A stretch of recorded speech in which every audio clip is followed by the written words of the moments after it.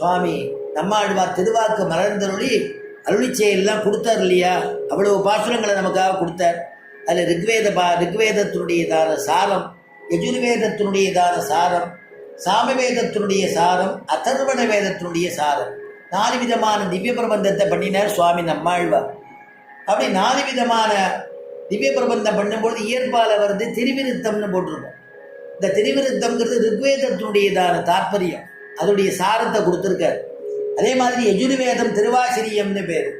சாமவேதத்தினுடைய அர்த்தத்தை தான் நம்மாழ்வாருடைய அவருடைய திருவாய்மொழி, நம்மாழ்வார் திருவாய்மொழின்னு நம்ம கொண்டாடுறோமே, அது சாமவேத சாரம்.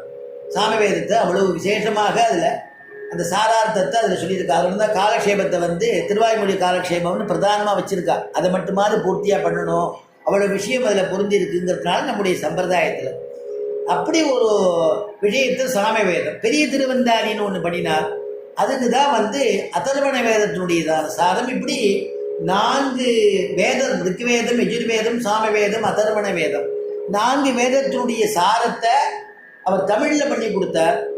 இதே சடகோபனை சொல்லும் பொழுது வியாசருடைய அவதாரம்னு சொல்லப்படுறது.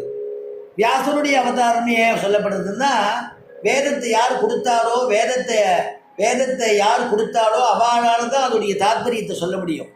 அதனால வேதத்தை கொடுத்தவர் யாரு அப்படின்னா, வியாசம் வசிஷ்ட நப்தாரம் சக்தேகே பௌத்ரமகல்மஷம்.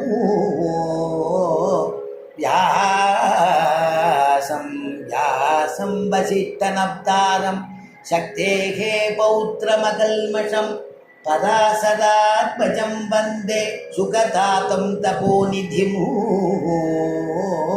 பராசராத்மஜம் வந்தே வியாசம் வசிஷ்ட நப்தாரம். வசிஷ்டருடையதான நப்திரே அப்படின்னா கொள்ளு பேர் என்ன அர்த்தம், வியாசர். வியாசம் வசிஷ்ட நப்தாரம். சக்தேகே பௌத்திரம், பௌத்திரன்னா பேரன்னு அர்த்தம். சக்திங்கிற மகரிஷியுடையதான பேரன். சக்தேகே பௌத்திரமகல்மஷம், பராசருடையதான பிள்ளை. பராசராத்மஜம் வந்தே, பராசர ஆத்மஜம் வந்தே அப்படின்னா என்ன விசேஷம்னா, சுகருடையதான அப்பா, சுகபிரம்மத்தினுடைய அப்பா சுகம். அதனால சுகதாத்தம், சுகதாத்தம்னா அப்பான்னு அர்த்தம். தபோநிதிம், தபோநிதிம், அவர் தபோனிஷ்டர், அப்படிப்பட்டவர் அப்படின்னு கொண்டாடினா அந்த வியாசர் யாரு? வியாசாய விஷ்ணு ரூபாய வியாசரூபாய விஷ்ணவே. வியாசன் யாருன்னா பெருமாளே தான் வியாசராக அவதரிச்சார் அப்படின்னு சொல்றது இல்லையா. வேதத்தை யார் கொடுத்தார்? பெருமாள் கொடுத்தார். வேதத்தை யாருக்கு உபதேசம் பண்ணார்? பிரம்மதேவனுக்கு வலது காதில் உபதேசம் பண்ணார் வேதத்தை பெருமாள். அந்த வேதத்தை பிரம்மதேவனுக்கு உபதேசம் பண்ணதுனாலேயே ஸ்ருதி அப்படின்னு ஆச்சு. காதால கேட்கறதுனாலேயே கேட்டதுனால ஸ்ருதின்னு ஆச்சு. அதனால இந்த வேதம் அனந்தமா இருக்கேங்கிறதுனால அந்த பெருமாளை கிருபை பண்ணி வியாசராக அவதாரம் பண்ணி அந்த வேதத்தை சக்தியினால தபஸினால ஆக்கர்ஷணம் பண்ணி அந்த ரிக்வேதம் என்ன, யஜுர்வேதம் என்ன, சாமவேதம் என்ன, அதர்வண வேதம் என்னன்னு 4ஆ பிரித்து நமக்காக வேண்டி உபகாரம் பண்ணாரா வியாசர்.